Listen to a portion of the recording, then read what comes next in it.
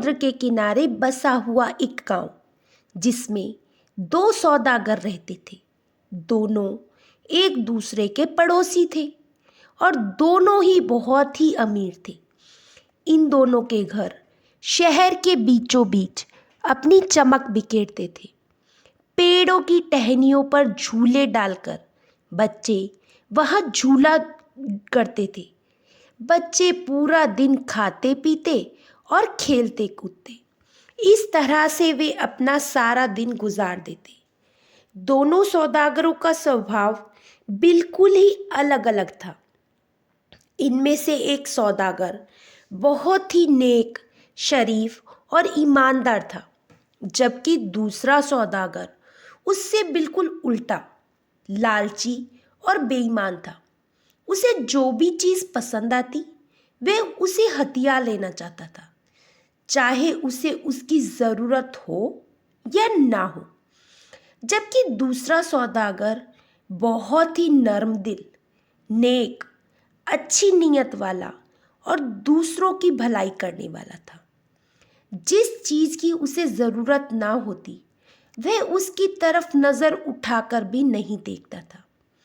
वह जितना भी रुपया कमाता था उससे अपने परिवार का भरण पोषण भी करता और दूसरों की सहायता भी करता। जब भी इन दोनों सौदागरों में व्यापार को लेकर कोई बात होती तो लालची सौदागर ऐसा नाटक करता मानो वह उसे जानता ही ना हो। वह अपने व्यापार की बातें कभी भी किसी को नहीं बताता। एक बार की बात है, जो नेकदिल सौदागर था वह समुद्री यात्रा करके एक दूसरे देश से मिर्च और मसाले खरीदने के लिए सफ़र पर जाने को तैयार हुआ। सौदागर के देश में इन चीज़ों की बहुत ही ज़रूरत थी, तो उसने सोचा कि इसमें अच्छा व्यापार किया जा सकता है। सौदागर ने अपने पानी के जहाज में बहुत से बर्तन और कपड़े लाद लिए ताकि उनके बदले में वह मिर्च, मसाले और धनिया ला सके। कई दिन और कई रात तक वह समुद्र की लहरों पर जहाज चलता रहा। उस देश में पहुंच गया जहां से उसे मिर्च और मसाले खरीदने थे। इस देश में वह पहले भी कई बार आ चुका था, लेकिन जब इस बार वह उस देश में दाखिल हुआ तो यह देखकर हैरान रह गया कि पूरे इलाके में शमशान घाट जैसा सन्नाटा छाया हुआ था। सड़कें और मंडियां वीरान पड़ी थी। दिन के समय भी ऐसा मालूम होता था जैसे रात का सन्नाटा छाया हो। सौदागर हैरान और परेशान होकर सड़कों पर इधर उधर घूमने लगा। सड़क पर गुजरते हुए उसे अगर कोई इंसान नजर भी आता तो वह बहुत ही दुखी और परेशान दिखाई दे रहा था। ऐसा मालूम होता था कि वे अपने ही विचारों में गुम, इस दुनिया से बेखबर हो। बच्चे तो उस देश में दिखाई ही नहीं दे रहे थे, मानो उन्हें किसी और शहर में भेज दिया गया हो। काफ़ी देर तक सड़कों पर घूमने के बाद जब उसे कोई माजरा समझ ना आया तो उसने राजा के दरबार में जाने का फैसला किया। जब वे उस देश के राजा के महल में पहुंचा तो राजा बहुत ही दुखी, सर झुकाए और उदास मन लिए बैठा था। राजा के सभी मंत्री और दरबारी ऐसा बैठे थे मानो अभी रो पड़ेंगे। कुछ देर के बाद राजा ने उस सौदागर की तरफ देखा और बड़े ही भारी मन से पूछा, आप कौन हो और कहाँ से आए हो? आप क्या चाहते हो? सौदागर ने जवाब दिया, मैं समुद्र पहाड़ के शहर कुंदन नगर का रहने वाला हूँ। मैं एक सौदागर हूँ और अपने जहाज पर कपड़े और बर्तन लेकर आया हूँ और उनके बदले में मैं यहाँ से मिर्च मसाले खरीदकर अपने देश ले जाना चाहता हूँ, क्योंकि वहाँ पर मिर्च मसाले की बहुत ज़्यादा ज़रूरत रहती है। राजा ने एक ठंडी सांस भरी और रुककर कहने लगा, अरे सौदागर, अब यहाँ पर मिर्च मसाले कहाँ हैं? यहाँ की तो सारी फसलें तबाह हो गई हैं। खेतों में काम करने वाले ही नहीं रहे। ऐसी महामारी फैली कि सबको दबोच कर मौत के दरवाजे तक ले गई। असल बात यह है कि इस शहर में चूहे की भरमार है। उन्हें मारते मारते सब लोग थक गए, लेकिन चूहे किसी भी तरह से कम नहीं हुए और इन्हीं चूहों से हमारे देश में प्लेग की महामारी फैल गई। इसके अलावा चूहों ने सारी फसलें बर्बाद कर दी। महामारी में बहुत सी औरतें, मर्द और बच्चे मर गए। यह बीमारी हमारे देश में हर साल आती है, लेकिन इस साल तो बहुत ही भयंकर तरीके से फैली। किस्मत से जो लोग बच गए हैं वे दाने दाने को मोहताज हैं। सौदागर ये सब सुनकर बहुत ही दुखी हुआ और फिर उसने राजा से कहा, महाराज, क्या आपके देश में बिल्लियां नहीं होती? क्या वे चूहों को नहीं खाती? राजा ने जब ये सुना तो हैरानी से पूछा, बिल्लियां? ये किसी जानवर का नाम है? बिल्ली तो हमारे देश में नहीं होती। ना हमने कभी देखी है और ना कभी इसके बारे में सुना है। भला वे मिलती कहाँ है? ये बात सुनकर सौदागर हैरान रह गया। उसने कहा, आप बिल्लियों को नहीं जानते। हर जगह, हर घर में उन्हें शौक से पाला जाता है। बच्चे इनसे खेलते हैं और चूहे उनकी खुराक होते हैं। वे चूहे खाकर जिंदा रहती हैं, बल्कि खूब मोटी हो जाती हैं। अगर इन्हें चूहे मिलते रहे तो वे खाने की किसी दूसरी चीज की तरफ नजर भी नहीं उठाती। महाराज, इनके 2 जोड़े मेरे जहाज पर मौजूद हैं, क्योंकि वे बहुत ही प्यारा पालतू जानवर है। आप कहें तो मैं अभी आपकी सेवा में दरबार में हाजिर कर सकता हूँ। ये सुनते ही राजा के चेहरे पर पहली बार मुस्कुराहट आई। राजा बेसब्र होकर कहने लगा, हाँ हाँ, ज़रूर ज़रूर, उन बिल्लियों को लेकर आओ, और अगर तुम्हारे कहे के मुताबिक वे बिल्लियाँ हमारे काम की हुई तो हम तुम्हें मुंह मांगा इनाम ज़रूर देंगे। सौदागर तुरंत अपने जहाज पर गया और बिल्लियों को 2 जोड़ों को पिंजरे में बंद करके दरबार में ले आया। जब बिल्लियों के 2 जोड़े दरबार में लाए गए तो राजा और उसके दरबारी बड़ी हैरानी से इन्हें देखने लगे। सौदागर ने पिंजरे के दरवाज़ा खोलकर बिल्लियों को आज़ाद कर दिया।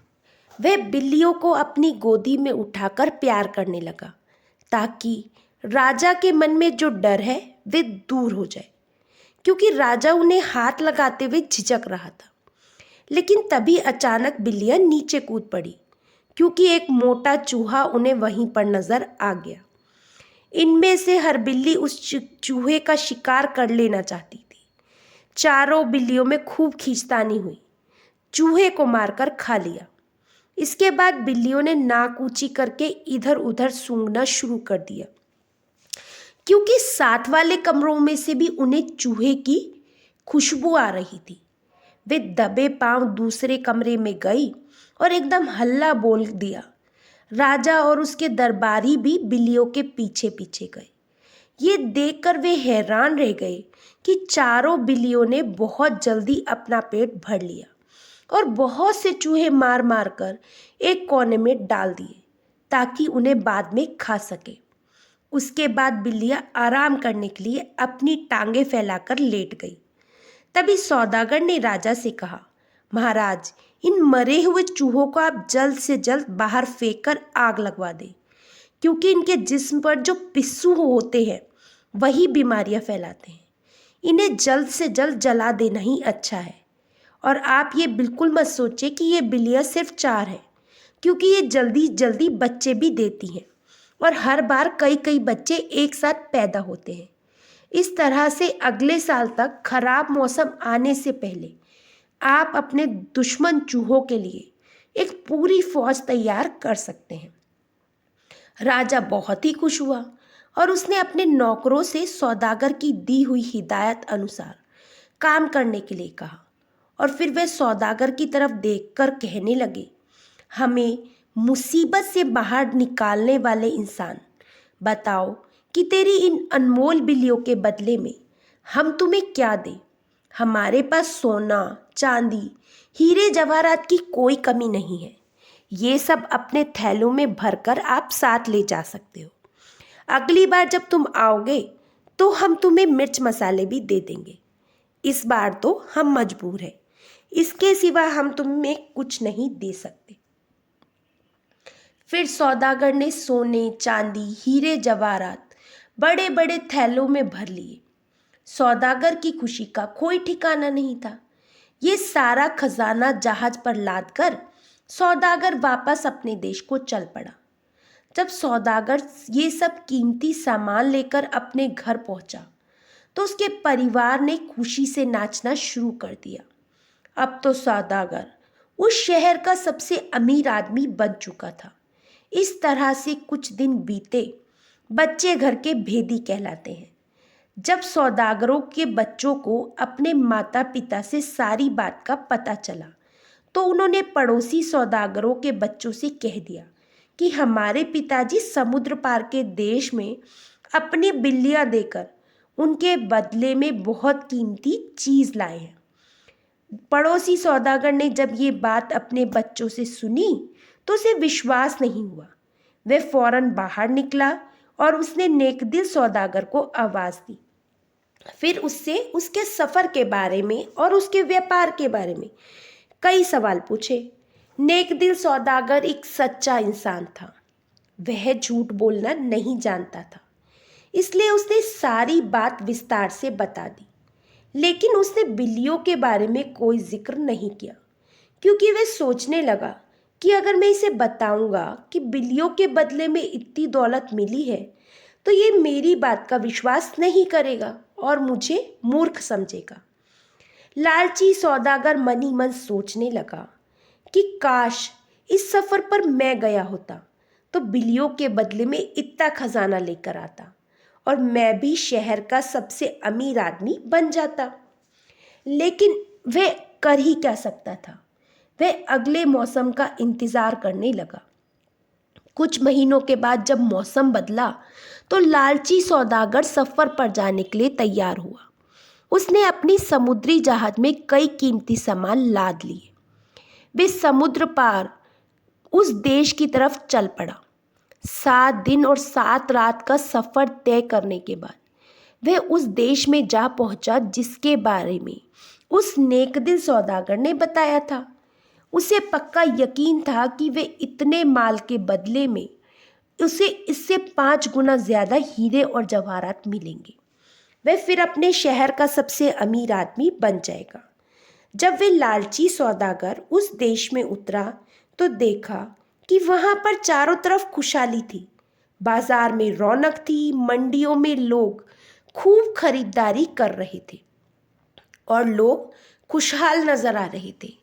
उस सौदागर ने कोशिश की कि वे किसी तरह से राजा के राजमहल तक पहुंच जाए और फिर बड़ी ही मुश्किल से वे राजमहल में जा पहुंचा। लेकिन राजा उस दरबार में शामिल अपने रंग महल में नाच देख रहे थे। सौदागर ने वहां पहुंचते ही अपने लाए हुए कीमती तोहफे राजा के सामने पेश कर दिए। ये देखकर राजा बहुत ही खुश हुआ और उसने तोहफों को स्वीकार कर लिया। इसके बाद राजा ने कहना शुरू किया, सौदागर बताओ, इन कीमती सामान के बदले में हम तुम्हें क्या दें? क्योंकि पिछले साल तक तो हमारा देश बहुत ही बदनसीब था। हर साल महामारी फैलती थी और सैकड़ों इंसान मर जाते थे। लेकिन पिछले साल तो मौत का ऐसा तांडव हुआ कि हमारे देश के ज़्यादातर लोग मारे गए। क्या बच्चे क्या बूढ़े, सभी मौत के मुंह में समा गए। तभी एक सौदागर हमसे मिलने आया था, हमसे मिर्च मसाले खरीदने के लिए आया था। लेकिन हमारे देश में उस समय ऐसी कोई भी चीज़ बाज़ारों में नहीं थी, क्योंकि खेतों में काम करने वाले सभी लोग मर चुके थे। खेती तबाह हो चुकी थी। दरअसल वे प्लेग की महामारी चूहों से फैलती थी। जब उस सौदागर ने वे हाल सुना तो अपने जहाज से 4 बिल्लियां लाकर हमारे सामने पेश कर दी और उन बिल्लियों ने बड़ी ही तेजी से चूहे खाना शुरू कर दिया और फिर उन बिल्लियों ने बहुत से बच्चे भी दिए। सभी ने मिलकर चूहों का खात्मा कर दिया। इस तरह से वे बीमारी हमेशा हमेशा के लिए हमारे देश से खत्म हो गई और अब हमारा देश फिर से खुशहाल हो गया है। अब पिछली बातों को सोचकर मेरा मन बहुत ही दुखी होता है, लेकिन आने वाला भविष्य अच्छा होगा, ऐसी मुझे उम्मीद है।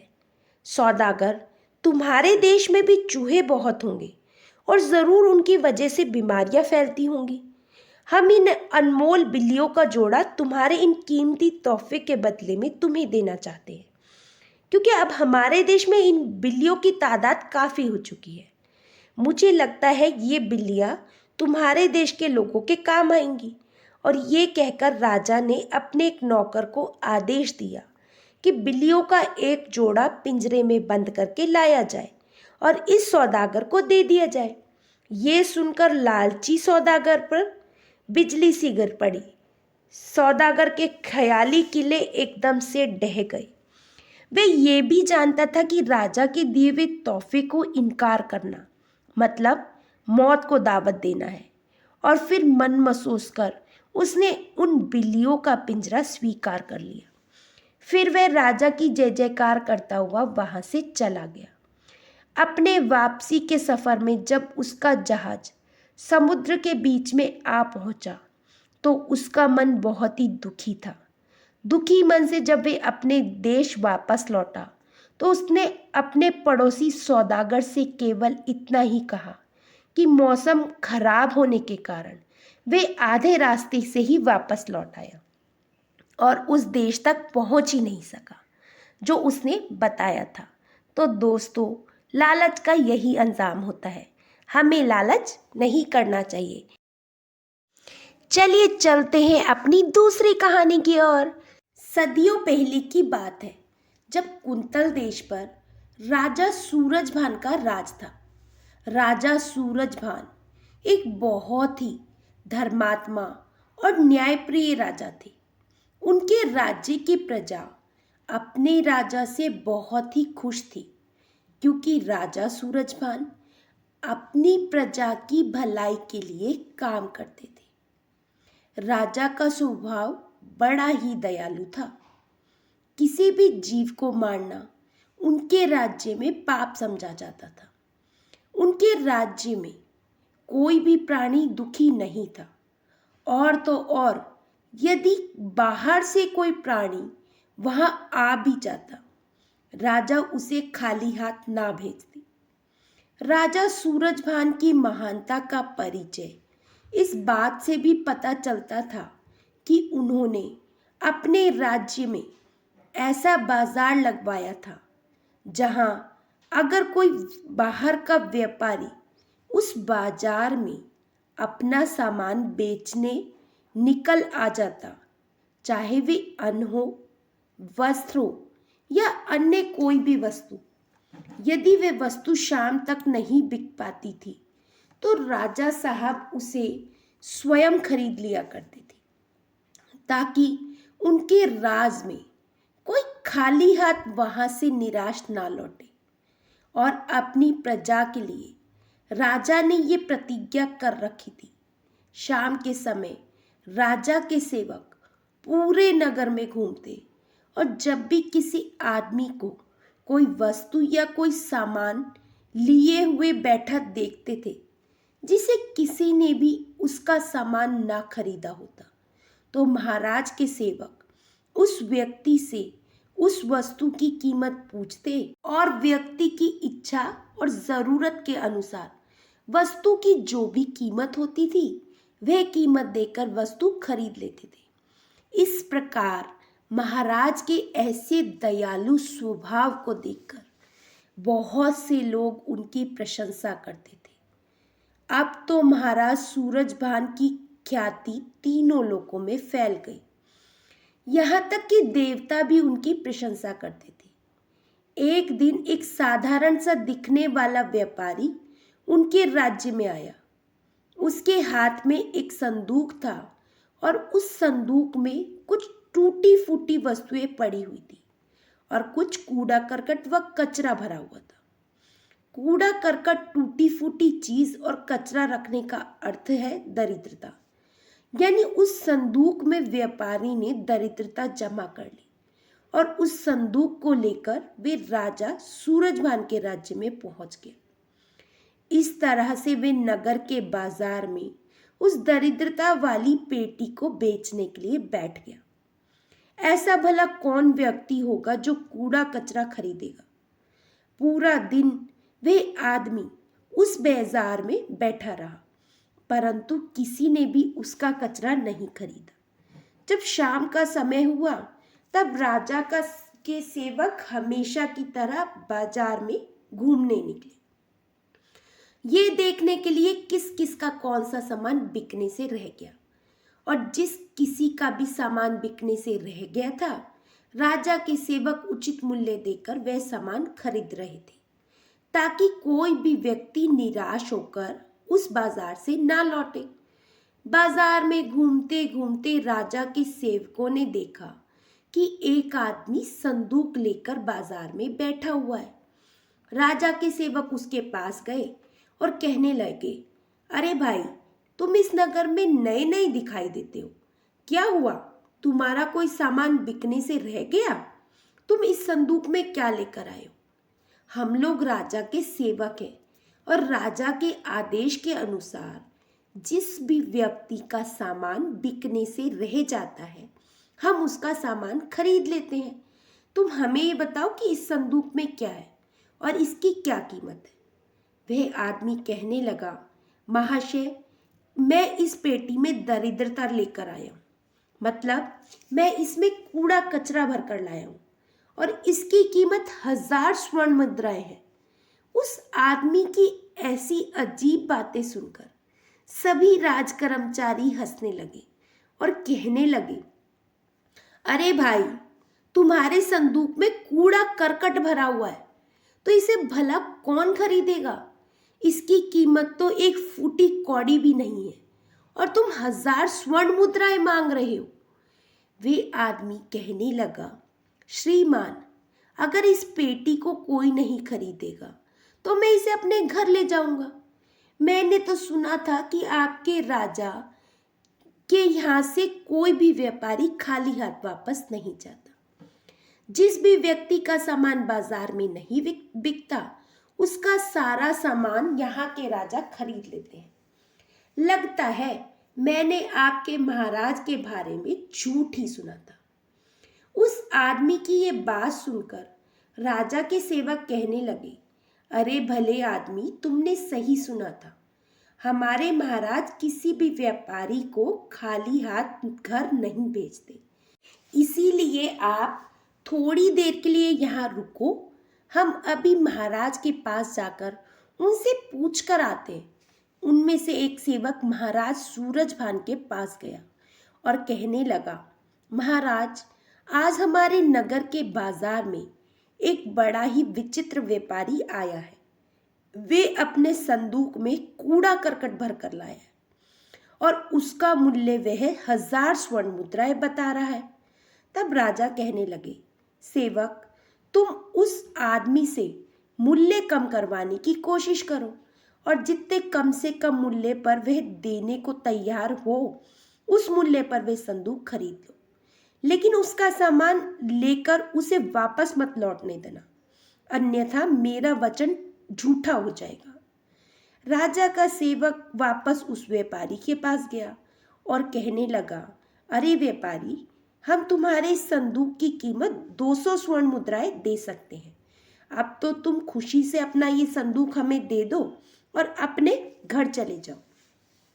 सेवकों की बात सुनकर व्यापारी कहने लगा, हुजूर, मैं 1000 स्वर्ण मुद्राओं से 1 रुपया भी कम नहीं लूंगा। यदि आप मेरा माल खरीदना चाहते हो तो खरीद लो, नहीं तो मैं इसे लेकर वापस चला जाऊंगा।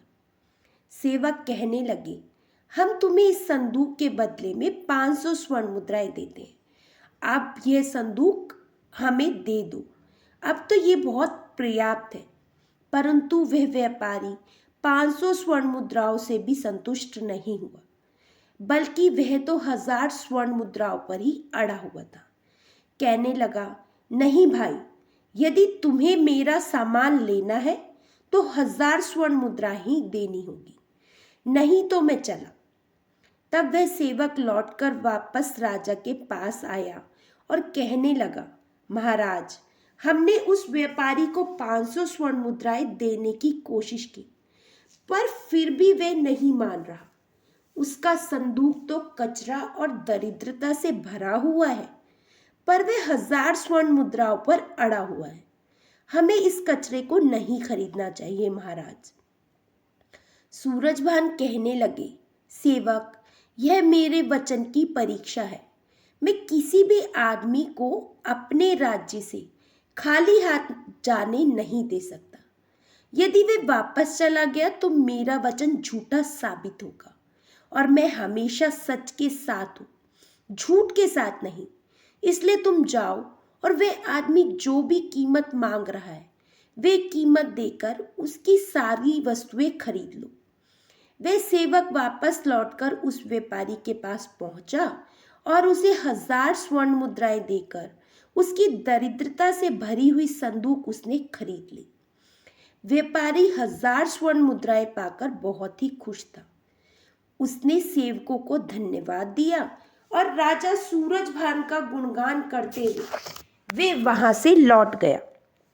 सेवकों ने दरिद्रता से भरी हुई संदूक उठाई और राजा के सामने पेश हुए। राजा ने आदेश दिया, इस पेटी को महल में रखवा दिया जाए। अब राजा ने उस व्यापारी से जो दरिद्रता से भरा हुआ संदूक खरीदा था, उसकी वजह से राजा का अब बुरा समय शुरू होने वाला था। रात में जब सोने का समय हुआ तो राजा के महल के दरवाजे से एक बहुत ही सुंदर स्त्री निकलकर बाहर जाने लगी। वह स्त्री बहुत ही सुंदर थी और उसने बहुत ही सुंदर आभूषण पहने हुए थे, मानो वे कोई देवी प्रतीत होती थी। महाराज सूरजभान महल के बाहर ही बैठे हुए थे। जब उन्होंने उस सुंदर स्त्री को महल के बाहर जाते हुए देखा तो वे आश्चर्य में पड़ गए और उन्होंने उस स्त्री को आवाज लगाई और पूछने लगे, हे देवी, आप कौन हैं? इतनी रात के समय आप यहाँ पर क्या कर रही हैं? आप कहाँ से आ रही हैं और किस तरफ जा रही हैं? राजा ने एक ही सांस में कई प्रश्न पूछ डाले। राजा के सभी प्रश्नों को सुनकर वह देवी कहने लगी, राजन, मैं तुम्हारे राज्य की लक्ष्मी हूँ।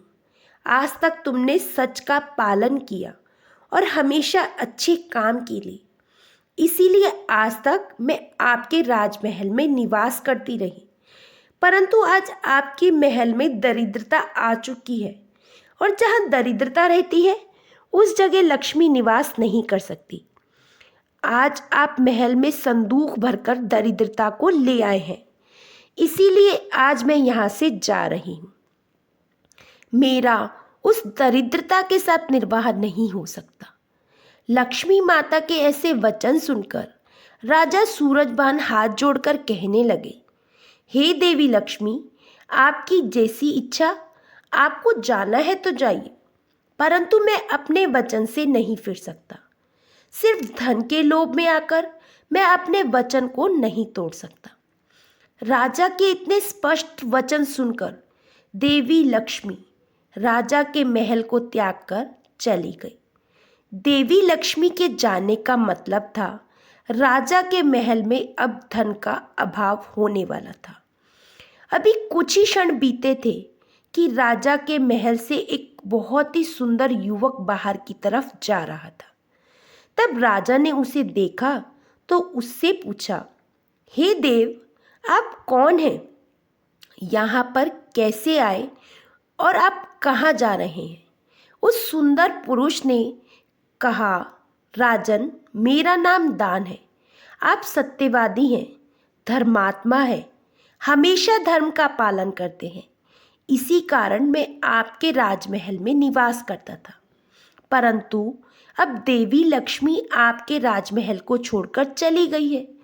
लक्ष्मी के बिना आप दान कहाँ से करेंगे? इसीलिए मैं भी आपको छोड़ करके जा रहा हूँ। जब लोग मुझे अपनाते हैं तो उनके पाप नष्ट होते हैं और पुण्य की वृद्धि होती है। राजा सूरजभान कहने लगे, ठीक है, जैसी आपकी इच्छा, आप भी जा सकते हैं, किंतु मैं अपने वचन को नहीं तोड़ सकता। और फिर दान भी महाराज को छोड़कर चला गया। उसके बाद एक और सुंदर पुरुष राजा के महल से निकलता हुआ दिखाई पड़ा। राजा ने उस सुंदर पुरुष से पूछा कि आप कौन हैं और कहाँ से आ रहे हैं। वह पुरुष कहने लगा, हे राजन, मैं यश हूँ। आपके पुण्य के कारण मैं आपके घर में निवास कर रहा था, परंतु अब आपके घर में लक्ष्मी और दान चले गए हैं, तो इन सब के बिना आपको यश की प्राप्ति नहीं हो सकती। इसी कारण मैं भी यहाँ से जा रहा हूँ। राजा ने भी उसे नमस्कार किया और बड़े ही आदर पूर्वक उसे जाने दिया।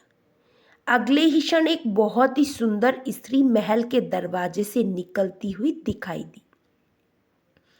राजा ने उसे भी रोककर पूछा, हे देवी, आप कौन हैं और कहाँ से आई हैं? वह देवी कहने लगी, राजन, मैं कीर्ति हूँ। जब आपके महल में लक्ष्मी, दान, यश ये सभी नहीं रहे, तो उनके बिना मैं भी आपके राजमहल में नहीं रह सकती, इसीलिए मैं भी जा रही हूँ। राजा ने बड़े आदरपूर्वक उसे भी जाने दिया और फिर आखिर में एक बहुत ही सुंदर पुरुष राजा के महल से निकलता हुआ दिखाई दिया। उसे देखकर राजा चौंक गया। राजा ने आगे बढ़कर उससे पूछा, हे देव, आप कौन हैं और आप भी हमारे महल को छोड़कर जा रहे हैं? वह पुरुष कहने लगा, राजन, मैं सत्य हूँ। आप एक सत्यवादी और धर्मात्मा राजा हैं, इसीलिए मैं आपके यहाँ पर निवास करता था, किंतु आपके यहाँ से लक्ष्मी, दान, यश, कीर्ति सभी तो जा चुके हैं, तो मैं भी यहाँ से जा रहा हूँ। मैं भी अकेला यहाँ पर क्या करूँगा? सत्य की ऐसी बात सुनकर राजा सूरजभान कहने लगे, हे देव, मैं सबके बिना रह सकता हूँ, लेकिन आपके बिना नहीं रह सकता। आप क्यों मेरा त्याग कर रहे हैं, जबकि मैंने तो आपका त्याग नहीं किया। मैंने आपको नहीं छोड़ा, इसीलिए तो लक्ष्मी, दान, यश, कीर्ति मुझे छोड़कर चले गए। हे देव, आप मुझे छोड़कर नहीं जा सकते। मैंने अपने सत्य वचन का पालन करने के लिए ही दरिद्रता को अपने घर में रखा। मैंने तो सभी प्राणियों की भलाई के लिए प्रण किया था कि मेरे राज्य में आने वाला कोई भी व्यापारी खाली हाथ वापस नहीं लौटेगा। जो भी मेरे राज्य में अपनी वस्तु बेचने आएगा, यदि उसकी वस्तु कोई नहीं खरीदेगा तो मैं उसे खुद खरीद लूँगा। इसीलिए मैंने अपने सत्य वचन का पालन करने के लिए 1000 स्वर्ण मुद्राएं देकर उस व्यापारी से दरिद्रता भरी संदूक को खरीद लिया। इस दरिद्रता की पेटी के कारण देवी लक्ष्मी ने मुझसे कहा था कि वे उस जगह पर निवास नहीं कर सकती जहाँ पर दरिद्रता हो। इसीलिए देवी लक्ष्मी मुझे छोड़कर चली गई और देवी लक्ष्मी के जाते ही यश, दान और कीर्ति भी मुझे छोड़कर चले गए। अपने सत्य वचन का पालन करने के लिए ही मैंने उन सबको जाने दे दिया, परंतु अब यदि आप भी मुझे छोड़कर चले जाएंगे तो ये ठीक नहीं होगा।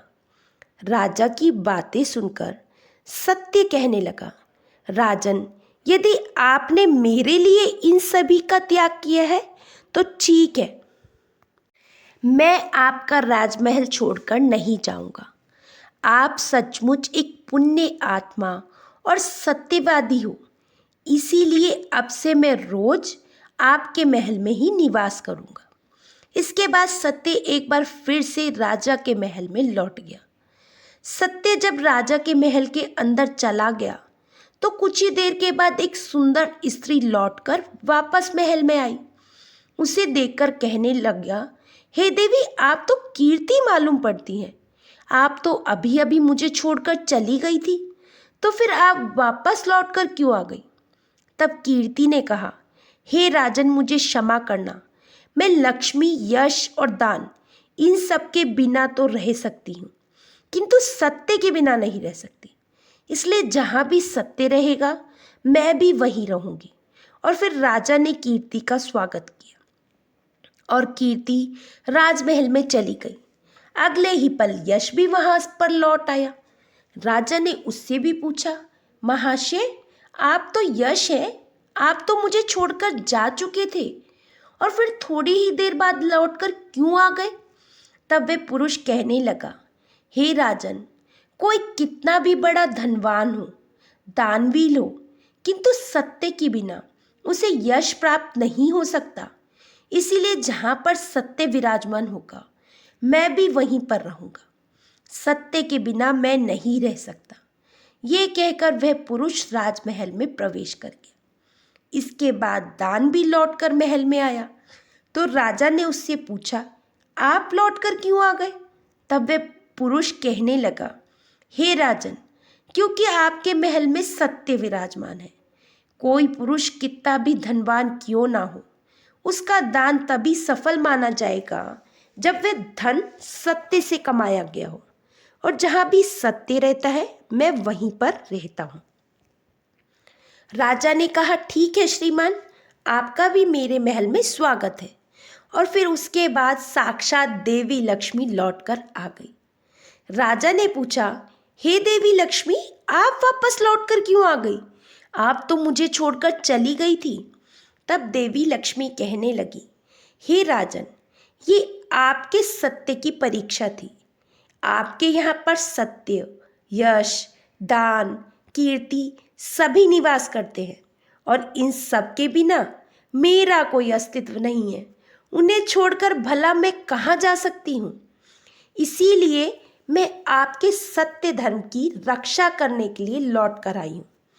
तब राजा ने कहा, हे माँ, मेरे यहाँ पर तो दरिद्रता से भरा हुआ एक संदूक रखा हुआ है, जिसमें दरिद्रता भरी हुई है। तब लक्ष्मी कहने लगी, हे राजन, मेरी कृपा से दरिद्रता से भरी हुई वे पेटी सोने के रत्नों में बदल जाएगी। असल में वे व्यापारी जो तुम्हें दरिद्रता से भरी हुई पेटी बेच कर गया, वह कोई साधारण पुरुष नहीं था।